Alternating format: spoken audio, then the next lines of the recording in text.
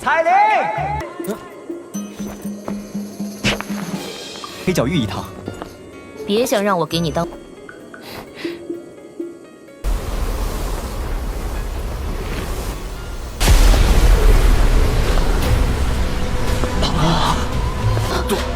杜宗，这个女人，她怎么会出现在这儿？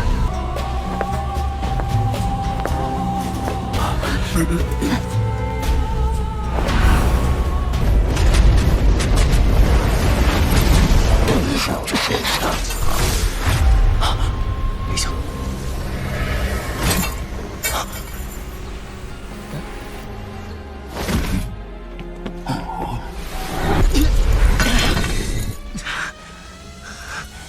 又要救我，又对我这么不客气，这定是这家伙突然出现。韩风这个混蛋，现在恶心的。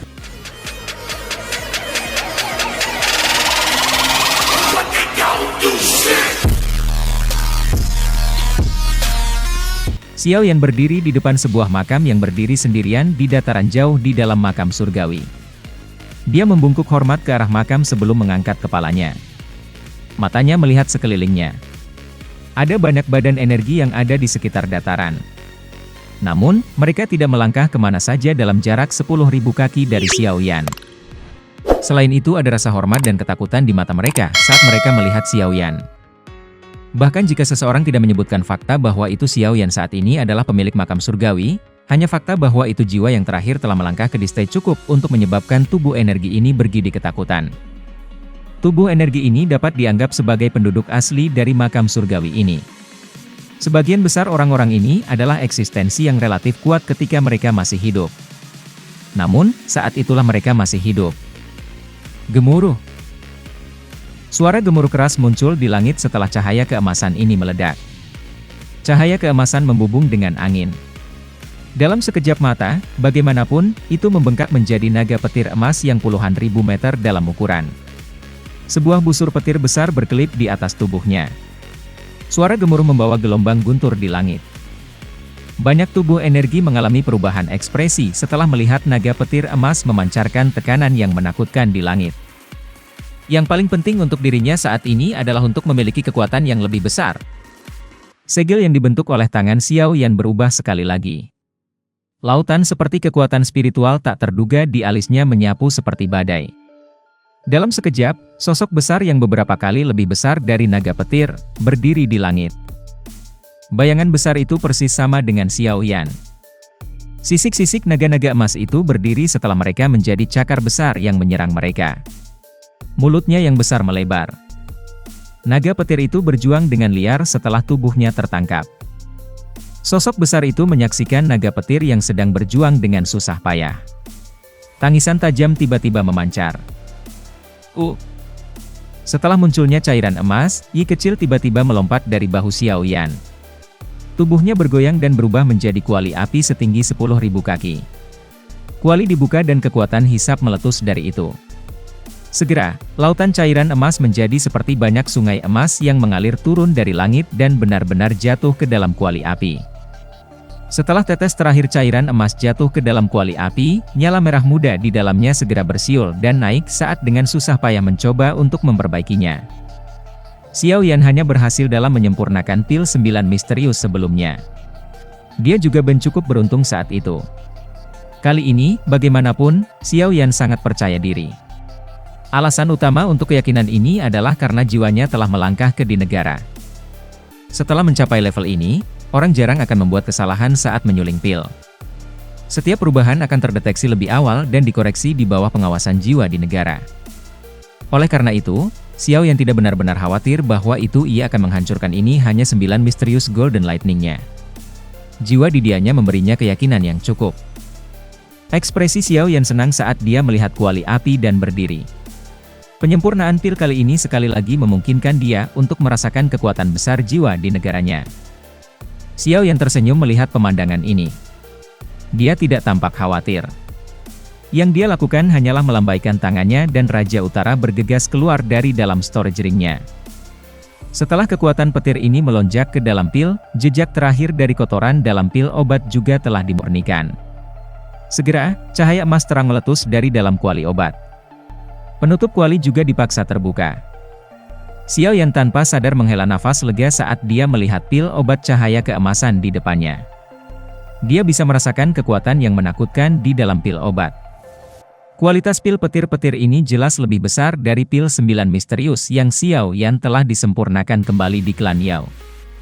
Tentu saja, ini tidak mengherankan. Cahaya emas bersinar terang terus melonjak keluar dari dalam tubuh Xiao Yan. Akhirnya, itu menyebar ke permukaannya dan berubah menjadi gemuruh guntur yang rendah dan dalam. Rambut Xiao Yan berantakan ketika dia sedang diliputi oleh petir emas berkilauan. Rambutnya yang semula hitam itu segera muncul seolah-olah itu terbuat dari emas. Sementara permukaan tubuhnya sedang mengalami perubahan, Xiao Yan juga sedang meraung-raung di dalam tubuhnya. Kekuatan petir liar dan keras telah berubah menjadi banyak naga marah yang mengamuk gila di dalam tubuh mereka. Terlepas dari bagaimana mereka mengisi sekitar, bagaimanapun, tampaknya itu akan menemui penghalang yang sangat keras dan tak terlihat, yang mencerminkan mereka semua kembali. Pada saat yang sama, yang memurnikan demonic lotus flame juga bersiul dan menyebar di dalam tubuh Xiao Yan. Ini secara langsung menggunakan metode yang paling teliti untuk melahap semua energi liar dan kekerasan ini. Cahaya emas tiba-tiba terangkat ke atas dari lubang yang sangat dalam ketika arus energi tersebar. Melihat dari kejauhan, tampak seolah-olah menembus dunia, memberinya penampilan yang sangat spektakuler. Xiao Yan merasakan kondisi di dalam tubuhnya. Kegembiraan dengan cepat melonjak ke wajahnya. Efek pil petir-petir tidak mengecewakan dia. Benar-benar layak menjadi pil 9 misterius, pil petir-petir.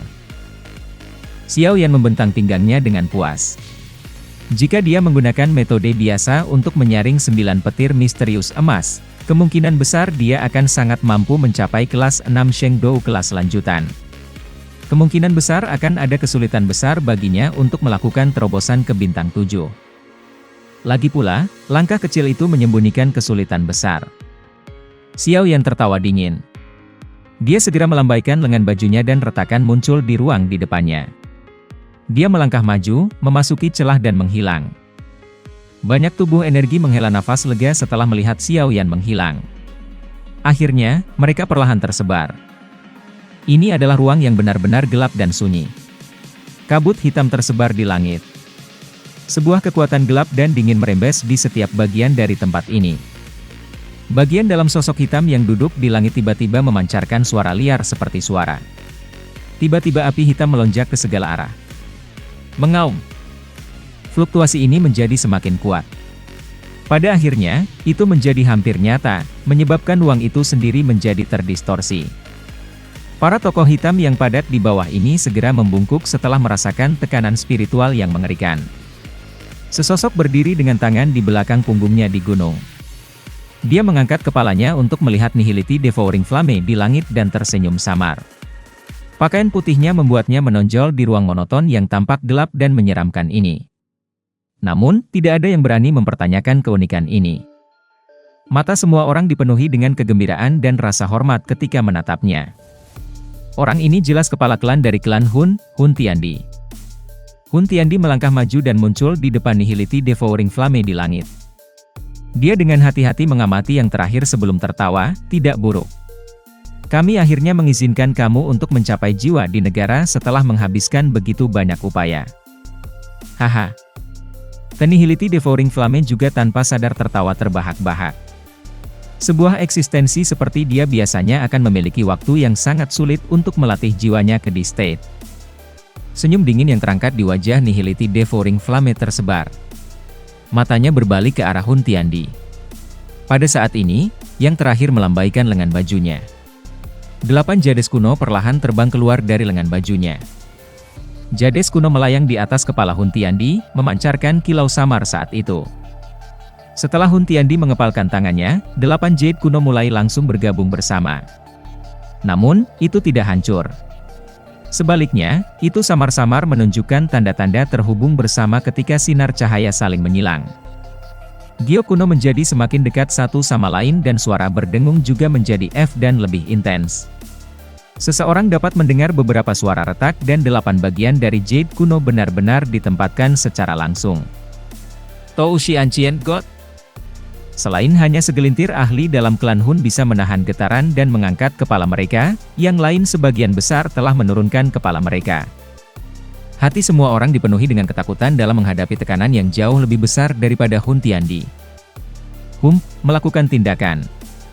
Kamu hanyalah sosok yang ilusif, namun kamu harus mencoba untuk bertindak misterius.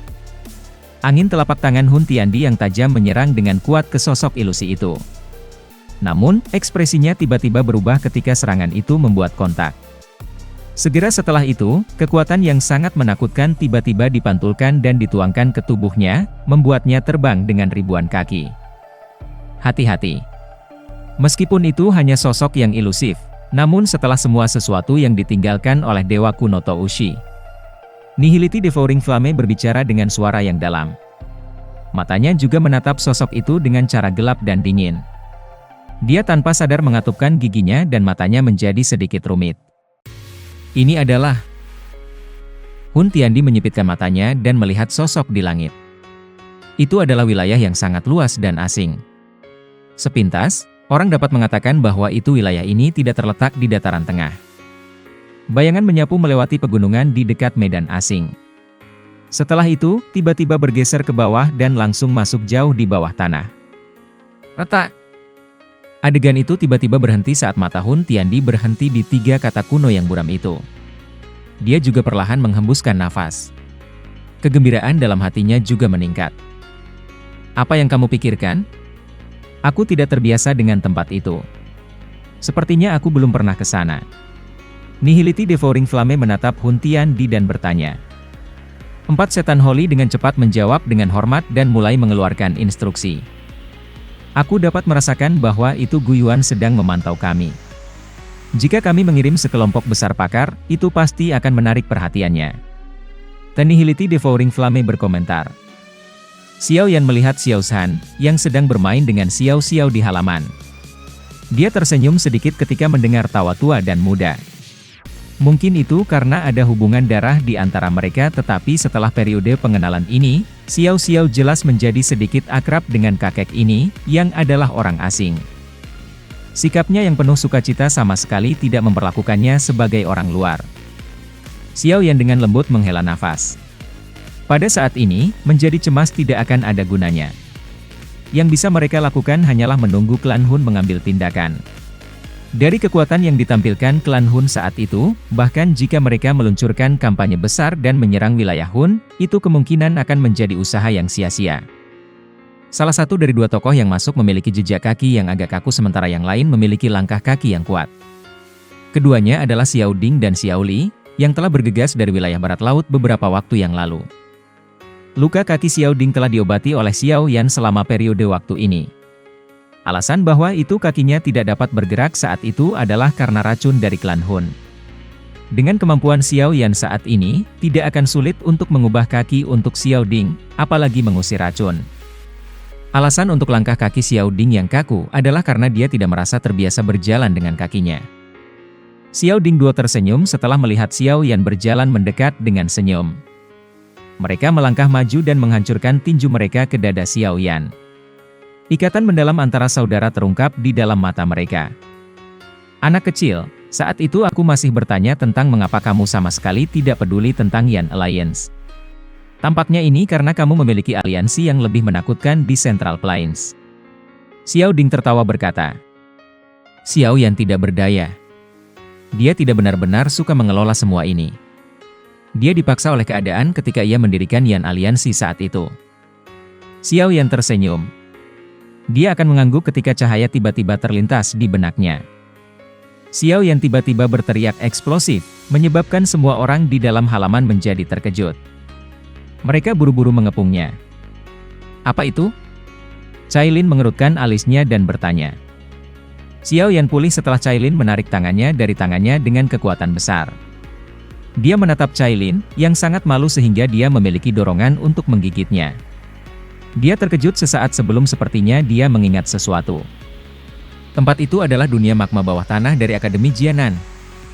Namun, Xiao Yan telah dikejar oleh makhluk aneh di tempat itu sampai dia berlari panik.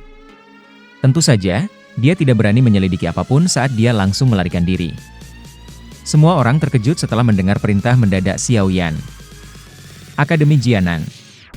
Jika aku menebak dengan benar, tempat itu kemungkinan akan memiliki petunjuk Kemenshah Putri kuno Toushi. Xiao Yan berbicara dengan suara yang dalam. Yao Lao dan yang lainnya mengalami perubahan ekspresi setelah mendengar ini. Secara kebetulan, kami telah membangun wormhole yang menghubungkan ke wilayah barat laut saat itu. Aku akan memimpin beberapa orang. Guru, laporkan hal ini kepada Paman Gu, kepala klan Lei Ying dan Yan Jin. Mata Hun Tiandi yang acuh tak acuh akhirnya ceria setelah mendengar ini. Kepala klan Elder Hun Yu tampaknya berada di wilayah itu. Dia adalah orang yang bertanggung jawab atas Hall of Soul di luar Central Plains. Seseorang menjawab. Orang tua berpakaian hitam di bawah ini segera menjawab dengan sikap hormat dan perlahan mundur.